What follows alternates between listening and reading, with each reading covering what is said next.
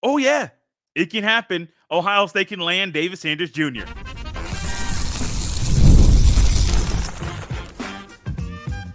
You are Locked On Buckeyes, your daily podcast on the Ohio State Buckeyes. Part of the Locked On Podcast Network, your team every day. Welcome in, Buckeye fans, to a feel-good Friday edition of Locked On Buckeyes, part of the Locked On Podcast Network, your team every day. Here on Friday, August 16th in the year 2024. I am your host, Jay Stevens, also the host of the Jay Stevens Podcast. And today's episode is brought to you by FanDuel. Make every moment more. As playoffs wind down, the sports stop sporting like we want them to. But this summer, FanDuel is hooking up all customers with a boost or a bonus daily. That's right. There's something for everyone, every day, all summer long. Visit FanDuel.com to get started. During today's episode, we welcome back to the show Locked On's recruiting analyst, Brian Smith. Brian and I will dive into the recruitment of David Sanders Jr. as he's going to announce his commitment tomorrow. And if the Buckeyes can flip, Turbo Rogers, who is currently committed to Alabama. And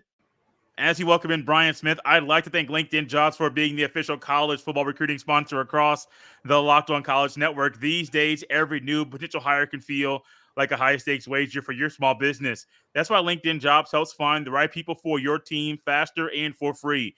Post your job for free at linkedin.com/LockedOnCollege. Terms and conditions apply.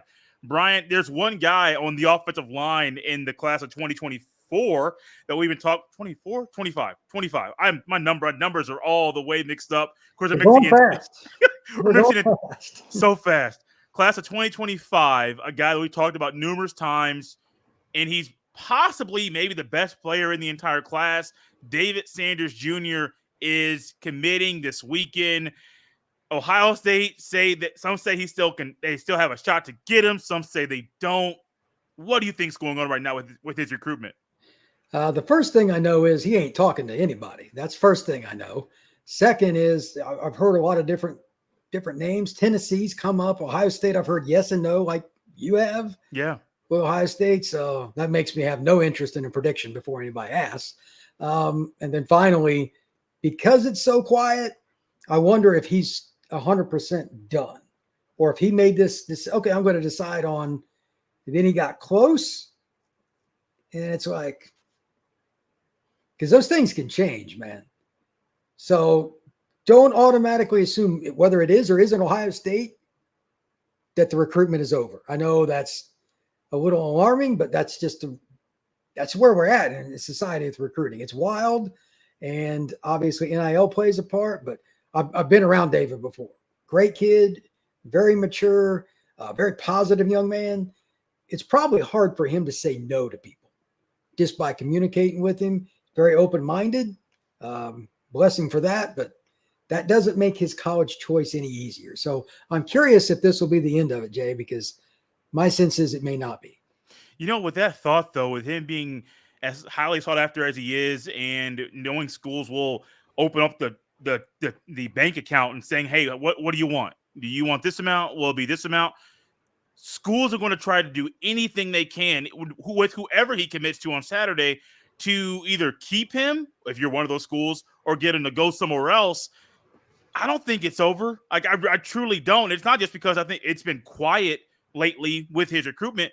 I just truly think with a guy of his caliber, and he's 18, 17 years old, he may change his mind. He literally might change his mind after saying to school when he commits, but he's not going to say that he changed his mind. He's going to wait a little bit. He may flip if he does decide to on signing day, because that's what things do. You say it all the time. These are kids. They change their minds all the time. So we shouldn't be shocked if they commit verbally someplace, then a few months down the road, they flip and go somewhere else. Think about it this way. For anybody that's out there that's over 25 watching this podcast, when you were 16 to 18, how consistent were you as a human being? Now, David's a little more mature than most, way more than I was, I can assure you. But still, I didn't have people waving hundreds of thousands of dollars in my face, number one, or else I wouldn't be on the show right now. I'd be earning 20% on a beach somewhere. Yeah. And number two, he's a kid, again, he's playing left tackle. Everybody needs one. He's an early impact guy, all that stuff. He has any coach that he wants to call. You know, I'm sure people on this show, well, why wouldn't you go to Ohio State? They think they're a very linear Mm-hmm. point of review, but he's looking at it broadly. Yeah. All these schools can help him get to the same place in some way, shape, or form. Like my dead grandmother could coach David Sanders Jr. So it's not as big a deal. Now he's just trying to figure it out for comfort and stuff like that. Maybe his mom's a factor. I'm curious to see why, whatever school it is, if he gives some detail about that. I don't know if he's announcing on Instagram or whatever it is, but I want to know why. What separates school A from school B? Because my guess is we would have known something if he really, really picked a school. That would have happened in June or early July. We're almost to the point now, we're getting towards the back end of August, and he hadn't, come up with it, allegedly. I think it might even be a little forced. So again, I still think that this might drag out a little longer, at least behind the scenes. We're probably not going to hear much about it other than rumors, but this might go to signing day in some way, shape, or form. For those people that are new to hearing the name David Sanders Jr. and haven't tapped into the previous shows we've done about him, what kind of player is he? Well, it's comical because when I saw him over a year ago for the first time, I'd spoken with somebody about him, and they told me, hey, we got him, and he was 8th grade, 9th grade basketball kid. He's from the Charlotte area, athletic as all get out, but he wasn't going to be tall enough to be a post player, and he wasn't going to be athletic enough to be a guard. So he's kind of the tweeners don't make it in the NBA. They just don't make it. You got to shoot it or dunk it. That's pretty much where we're at, or at least get to the rack. And he wasn't going to do that either. So he moves over to football like, oh, I'm going to be a tight end. And one of the coaches kept telling him going in 9th grade, you're going to be an offensive tackle. David didn't like that. But that's the typical path. But once they started showing him, this is how this works, David. This is how the money works if you play left tackle. He was okay with it. That's pretty much what I would get.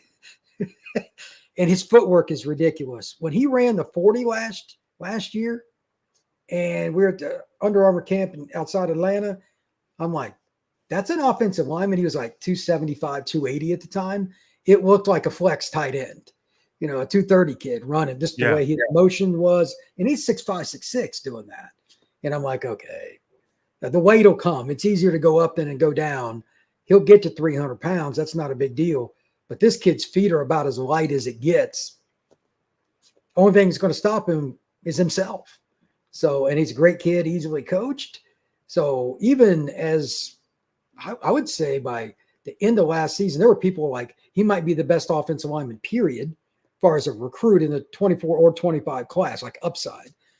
That still may be the case. It's, that stuff's subjective, but like you take the personality into account and all the things with it. And then like Ohio State doesn't need to recruit linemen. Like there's a lot of linemen, PA, Ohio and stuff. They went out of the way to go to an area it's hard to recruit to get him. What's that tell you, Jay? Does Ohio State want to make it more difficult for themselves? No. Everybody recruited him. Everybody. So this is as good a football prospect as you're going to find across the country. I got a question for Brian about David Sanders Jr. It ties into the Buckeyes potentially landing him on the recruiting trail and him committing to the Buckeyes on Saturday. I'll ask him next.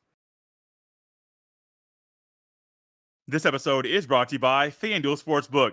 I love sports. I love them so much. I never want them to stop. But as the playoffs wind down, we get fewer games. And the sports aren't sporting like I want them to. But FanDuel lets me keep the sports going whenever I want. All I have to do is open the app and dream up bets anytime I'm in the mood. And this summer, FanDuel is hooking up all customers with a boost or a bonus daily. That's right. There's something for everyone, every day, all summer long. So head over to FanDuel.com and start making the most out of your summer. FanDuel, official sports betting partner of Major League Baseball. This episode is brought to you by Billiards Plus. Billiards Plus has the best selection of pool tables, game tables, shuffleboard tables, and more. And the best service in Central Ohio. And guys, check this out. Billiards Plus carries grills that have up to 30-year warranties. Everything you need for in-home and backyard entertainment is at Billiards Plus. And their grills, whether you like charcoal or gas or wood-fired, Billiards Plus has a perfect setup for all grillers. No matter the season, Billiards Plus has you covered for all your indoor and outdoor entertainment needs. Kenny, Sarah, and the whole staff will always go above and beyond to give you the best customer service in the industry. Billiards Plus, visit their showroom on Dublin Center Drive in Dublin. Thank you for making Locked On Buckeyes your first listen of the day. For your second listen, enjoy the Locked On College Football Podcast. Spencer McLaughlin gets you ready for an exciting season on the gridiron with discussion on the upcoming season and the ever-changing landscape of college athletics, including conference realignment, the transfer portal, NIL, new college football expanded playoffs, and more. Locked On College Football is available on YouTube and wherever you get podcasts. Part of the Locked On Podcast Network, your team every day. Brian, what would it mean for Ohio State if David Sanders Jr. committed to the Buckeyes on Saturday? Well, there's a certain offensive line coach in Columbus who would have a monkey off his back with recruiting. You know that. The other thing is it would kind of challenge some of the other schools that are in the Big Ten on with the enrolling Big Ten schools.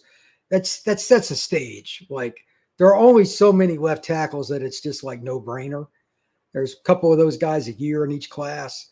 In Ohio State, not that they don't have a good offensive line, but they don't have what I would personally call an elite one right now. Mm-hmm.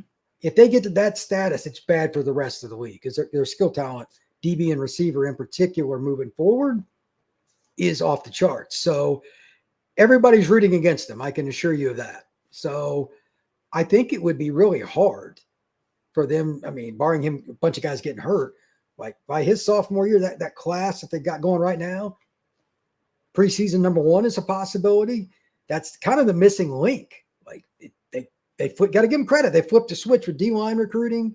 They've gotten some really good players there. The defensive back recruiting is insane. Yeah.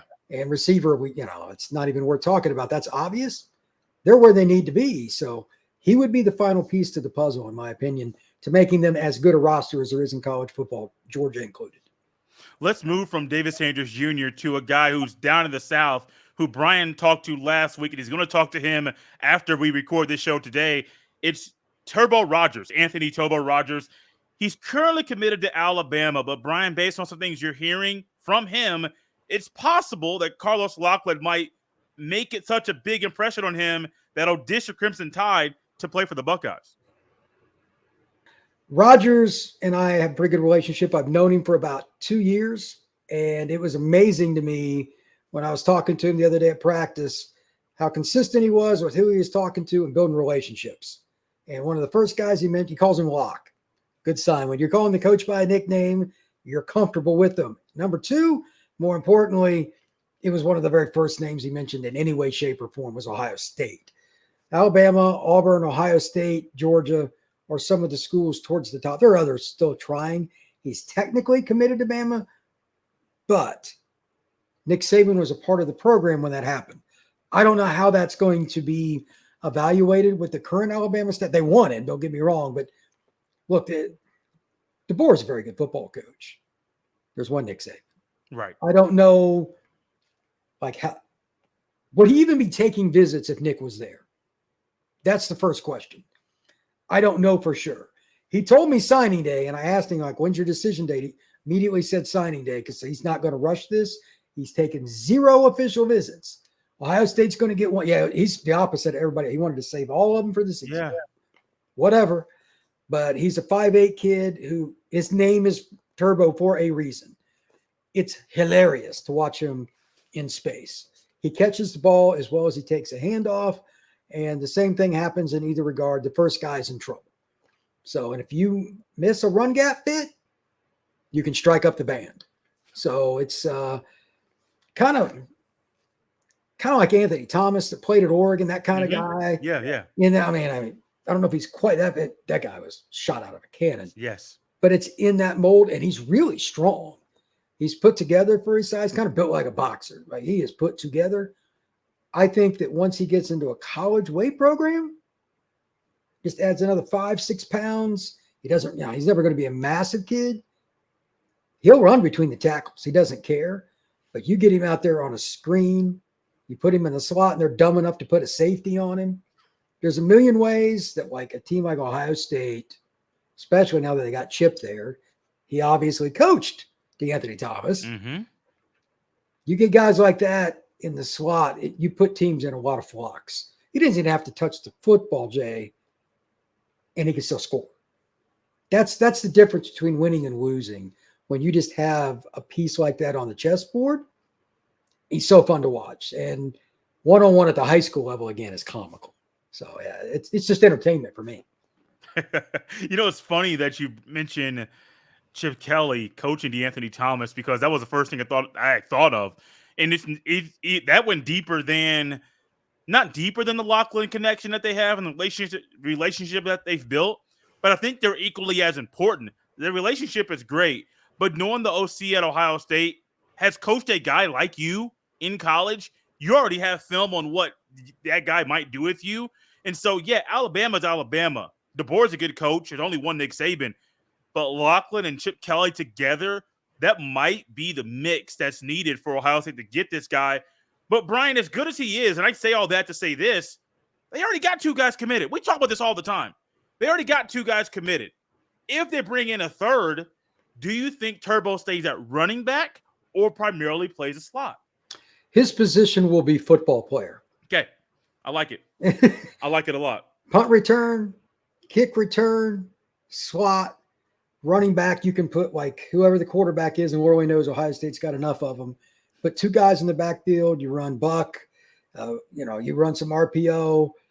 He may only get 5 carries in a game, but you add a punt return, 3 screen passes, and a reverse, a jet. The other team, again, all the eye candy stuff, and this stuff that, to be honest, he's about as good a fit for Ryan Day's offense as there is, because you're giving 1 scholarship, but he's going to play 2 or 3 roles. Everybody's looking to, maximize. And even though they are allegedly going up to 105 scholarships, however you want to count that, he's a guy that can take away a scholarship that you got to use somewhere else, because he could be your number 1 punt returner right away. I'm telling you, the first guy, you better break down and just hope you grab some cloth, because laterally, God gave him things you cannot teach. So he's a great kid to be around, super competitive, but he's honest. And he knows how fast he is, and he's ready anytime he gets the ball to punch it. So Carver High School has a lot of other guys. He's not even necessarily the fastest guy on his team, is what's scary. They got another kid that runs 23.3 miles an hour. He's been timed this year. I videoed it. It was like, it's wild. He's committed to A&M. They're a track team on the football field. I mean, it's insane. The coach that they're getting ready to go up against in game 1, so I couldn't believe he did. He did a little video clip and said they got kid committed to Florida, kid committed to Alabama, kid committed to like Tennessee, blah, blah, blah. We got kids going to like Phi Beta, this, that, and the other. It's getting ready to watch them at the campus. He knows they're not going to do well.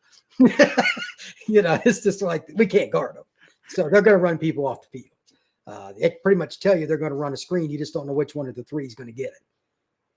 So all of them are very good. They got a junior receiver too that'll be a national recruit. They are blessed. So in high school level, because they can't key on him, it's really hilarious. So I'd like to be the quarterback there. It'd be fun.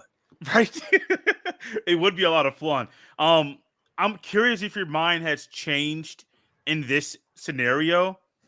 I still would be comfortable with 2. And as good as Turbo is, if he flips, cool. I don't think they need to get 3 running backs. Do you think there's a need for Ohio State to have 3 running backs in this cycle?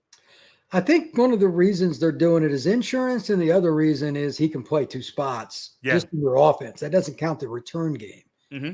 When you have guys that are able to make plays in the slot, like he's got natural hands. He was the slot receiver as a freshman at Pike Road High School with Quinshawn. Like they were together. They were together on the same high school team. Okay. And now he's at Carver down the road, but the point is still the same. They had Judkins. They didn't need. I mean, Rogers spelled him. He ran for like 1,000 yards because they were good, but they had the main guy, and they're like, okay, we're going to recruit this kid, blah, blah, blah. Everybody starts recruiting him, and he just gets faster and faster, and he got more versatile. Now it's kind of like he's positionless, so I don't count him as a running back. I count him, again, as a football player. He would figure it out if you played him at nickel. He's not the tallest guy, but he could do so. He's a physical kid. He's strong, and he's obviously very, very fast. You can't have enough guys like that. So they may play him in a game. If the running backs get hot early, everything's clicking, he may not take more than a couple snaps in the backfield, but play 20 snaps because they got him at slot. Who's covered him? Because he's not lined up on the line where you can get hands on him. Right. First guy, I don't care who it is. That's not going to be friendly. No. So, yeah, for anybody that hasn't seen it, go check out Turbo Rogers and type in Huddle, HUDL, on your browser. Enjoy. Definitely enjoy. Part of the reason I got a little tongue tied earlier in the show when I said 2020, whatever, try to figure out the years, because we're mixing in 2024 kids, 2025 kids, and 2026 kids. Speaking of that last number, the next guy on our list, Emmanuel Iacho, is the number 2 by some, maybe number 1 offensive tackle in the class of 2026. And the Buckeyes and Ducks are right now battling to secure him in that cycle. This episode is brought to you by Gametime.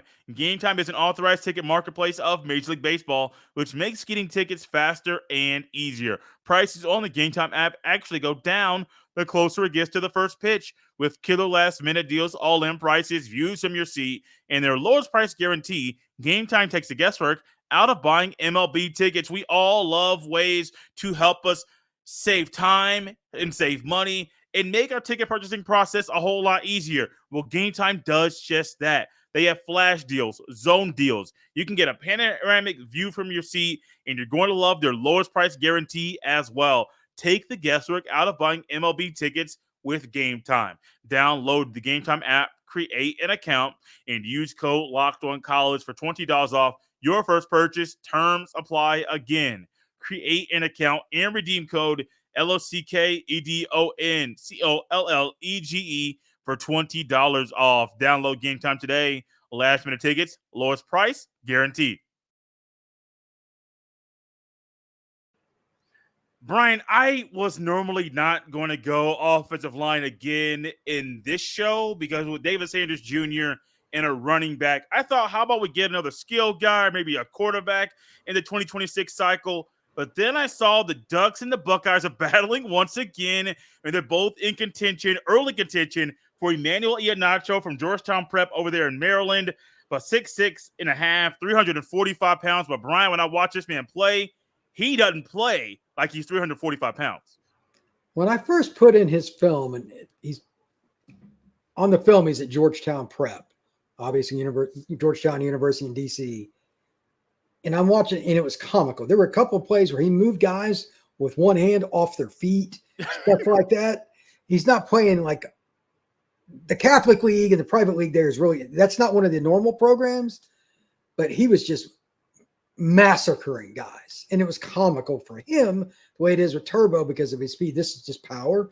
But then I watched him get out like to the second level. Yes. I'm like, okay, he's not just a power run blocker. No. When I saw his size, I figured, okay, he's going to be a right tackle. He's just going to lean on guys. He's not that way at all. That kid might be the best player of the class of 26 because he's raw. But, I mean, I don't know what he weighs. He's 330 at least. Yeah. And he gets up to the second level like a 270 kid. Man. Yes, he does. And I was like, I'm not sure how to grade this. So I want to see him play against better competition before I go all in on it. But, like, he's a day one starter, barring something that I haven't seen, if he continues to progress. Like, go to Tennessee, go to Florida State, go to Ohio State. He can play right away. He's that good. So, my goodness, I'd hate to see what his weight room numbers are going to be by the time he's like a junior in college. He's going to be bench 500, squat 650, that kind of thing. You know, one thing when I think about him is that, hey, maybe he's a day one starter, which, of course, if he just keeps going like he is, I think he's a day one starter. But also, you're getting a guy, if you get him early, he impacts so many other players in the cycle. Where Ohio State offensively, on the offensive line specifically, well, only on the offensive line, they're struggling. And you mentioned, hey, if the Buckeyes get David Sanders Jr., it's going to help the Buckeyes offensive line coach. If they can get ahead early and get Iacho to commit, that's going to be a good way to build a solid 5-man, 6-man offensive line group where you can easily go left tackle, left guard. You can get the whole offensive line together and get them all recruited because, hey, they want to play with this guy. Not just playing with that quarterback or that running back, but because they want to play with him. I think that's part of it. Like, if you were to get him early, I mean, quarterback always has the most bang for your buck there. I get that. But if you get him, you're talking about, okay, this is cool. Because, like, he's so big, it's almost unnatural to move like that. It's odd. I would think it would help. I mean, it can't hurt, right? I mean, if you got that left tackle, especially the interior guys are going to be like, cool. Now we know who we're playing with, and he's obviously elite. Why would we not want to be around that? So, yeah, I would think if you got him to commit, like, say, January or something, Yeah. it'd bolster your recruiting class. Absolutely. So I'm curious, and you've been doing this for quite a long time. And I know Larry Johnson has a great connection with this part of the country as far as recruiting defensive linemen. But Iheanacho's an offensive lineman. Do you normally see guys on the offensive side of the ball, coaches there, tap in and use defensive coaches that maybe are better suited to recruit that certain area of the country? Because honestly, if it would make sense, and let's say Justin Fry's the O-line coach at Ohio State, if he used Larry Johnson's experience to just utilize to recruit Iheanacho, because Larry Johnson does so well in this area. This is something I was explaining to a fan at another school the other day. They don't understand how cross recruiting works, especially early. That is the area that Johnson is recruited forever. Yes. That's his turf. So anybody within an area at the beginning of recruitments, this is where they are. That doesn't mean the position coach isn't on the phone or texting or emailing, but they're not going to meet the kid unless he comes to campus until later. The position coach goes out. That's generally how it works. They may have more than one, like Florida, they'd have a couple of guys in different areas because it's Florida. That's a whole nother animal. But for the most part, each coach goes his own way. I just think it's because Johnson knows all the schools in the greater DC area. Yeah. And he's also, like you said, he's recruited there forever. Yeah. They will get Fry or whoever it is they want him to be with, coordinators, etc., down the road. But for now, Johnson gets it started and everybody recruits. I was with a kid in Georgia today and talking to, like, this kid had visited Ohio State too. Like, everybody from all the staffs are contacting right now with the underclassmen kids. They want the bond to be a little broader. You'll see more individual as time moves on. Brian, let's move ahead quickly to a guy, Aaron Scott Jr., who's at Ohio State. He enrolled earlier this year. He's in fall camp, and he's a freshman, a true freshman at Ohio State. Ohio State's one of those teams that's going to have multiple guys at corner get drafted in the upcoming draft. Igman Osen might get drafted. He could stay at Ohio State, I believe. But Burke is gone and Hancock are gone. Those two guys are going to get drafted. Barring something crazy happening, they're going to get drafted. What kind of role do you see for Aaron Scott Jr., who's a talented player, but also a true freshman? This is something you and I were talking about before the show. I said there are about 5 schools that he could have picked, Buckeyes being one, where he wasn't probably going to be a primary DB this year, meaning straight up in the ones, at least competing. Like, where the heck's he going to start? So my guess is they'll find a role for him, and I think he could play corner or safety, whatever. He's just a really good football player. Maybe he plays some nickel somewhere down the line too. But he's probably going to play more in the games that are against MAC schools and against teams that just aren't good enough, like in Indiana or something like that, and be the backup. The key there is twofold. Number one, they got to get an experience for him, because if they're going to make a run, and I know we've talked about this before, you got to take snaps off your starters during the season. Mm-hmm. Publicly, you're not going to see a lot of coaches talk about this beyond fall camp. I don't think. I could be wrong because it's the first year for it, because they want their starters to be prepared all the way through the practice.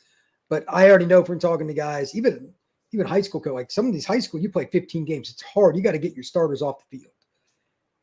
College is going to that. It's going to be a 16-game season. It's not the same.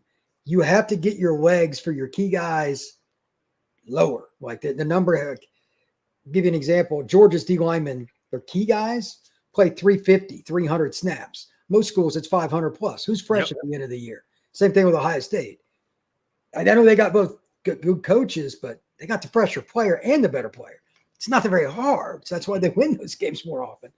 You got to do that in the secondary too, because teams know they're going to have to score against Ohio State. That secondary is going to be running miles every Saturday. When you get to 8, 9, and 10, it's no different, but then you start the playoffs. At some point, these kids are going to get tired. You talk about the rookies in the NFL. Yeah. They suck in the back half of the NFL season because they've never played that long.